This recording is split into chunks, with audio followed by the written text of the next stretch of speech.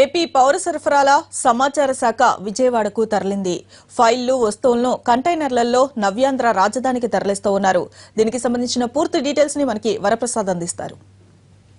నుంచి అమరావతికి మొట్టమొదటిసారిగా ఇన్ఫర్మేషన్ బ్యూరో తరలి వచ్చింది. ఇన్ఫర్మేషన్ బ్యూరో రికార్డ్స్ అన్ని కూడా 2 లారీల్లో ఇక్కడికి విజయవాడ చేరుకున్నారు. విజయవాడ తాత్కాలికంగా ఏర్పాటు చేసిన పౌర సరఫరాల సంబంధాలకు సంబంధించిన శాఖకు సంబంధించి బిల్డింగ్ వద్దకు ఇవన్నీ కూడా ఇక్కడ చేరుకోవడం జరిగింది. ప్రస్తుతం మనం చూస్తున్నాం. అంటే మొత్తం ఫైల్స్ కానీ, బీరువాలు కానీ, కంప్యూటర్లు, యూపీఎస్లు వీటన్నిటితో సహా ఇక్కడికి చేరుకోవడం జరిగింది. ఇవన్నీ కూడా తరలించే క్రమంలో సిబ్బంది, అదేవిధంగా యంత్రాంగం అంతా ఉంది.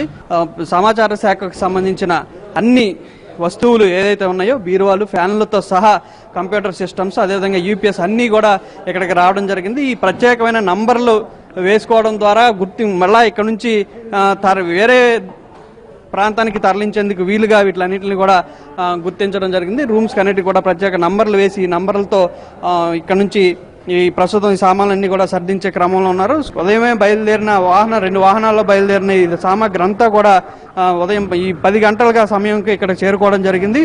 వీటితో పాటు కొంత సిబ్బంది కూడా రావడం జరిగింది. ఏదైతే ఈ సామాగ్రి ఉందో ఆ సామాగ్రితో పాటు కొంత సిబ్బంది కూడా రావడం జరిగింది. అసలు ఇక్కడ నుంచి ఏమేమి తరలించారు ఏంటనేది కూడా వీళ్ళంతా కూడా ప్లానింగ్ చేసుకునే క్రమంలో సిబ్బంది అంతా కూడా నిమగ్నమై ఉన్నారు. ప్రస్తుతం మనతో మాట్లాడడానికి ఇన్ఫర్మేషన్ అధికారులు ఉన్నారు. వారితో మాట్లాడే ప్రయత్నం చేద్దాం. సార్ చెప్పండి, అసలు రాజధాని నుంచి ఏమేమి తరలించారు, ఎప్పటి వరకు ఇక్కడ ఉండే అవకాశం? రాజధాని నుంచి దాదాపు ఒక 75 మంది మా staff, permanent staff, temporary staff అందరినీ ఇక్కడ తరలిస్తున్నాము. ఇది ఒక 2 నెలలు 3 నెలలు దాదాపు ఇక్కడే ఉంటుంది. తర్వాత ఆర్టీసీ బస్ కాంప్లెక్స్లో మాకు పర్మనెంట్ అకామిడేషన్ ఒకటి రెడీ అవుతుంది. అంటే కొన్ని దశాబ్దాల అనుబంధం అనేది హైదరాబాద్తో ఏర్పడింది. అక్కడ నుంచి ఇక్కడికి తరలించడం అనేది మీరు ఎలా ఫీల్ అవుతున్నారు? అంటే మళ్ళీ మేము మా పుట్టింటికి వచ్చినట్టుగా ఫీల్ అవుతున్నాం. అది మీ సిబ్బంది కూడా ఏమంటున్నారు అసలు ఇలా తరలించడం? మా సిబ్బంది దాదాపు 90% సాటిస్ఫాక్షన్గా ఉన్నారు. దానిలో వాళ్ళు పెద్ద ఎవరు రెసిస్ట్ చేయట్లేదు. అందరూ రావడానికి సుముఖంగానే ఉన్నారు. కొంచెం అకామిడేషన్స్ లేకపోతే ఇక్కడ ఆఫీసు ఇవన్నీ ప్రాబ్లమ్స్ ఉన్నాయి. అవి మేము ఒక వారం రోజులు అన్నీ సార్ట్అవుట్ చేసేస్తాం.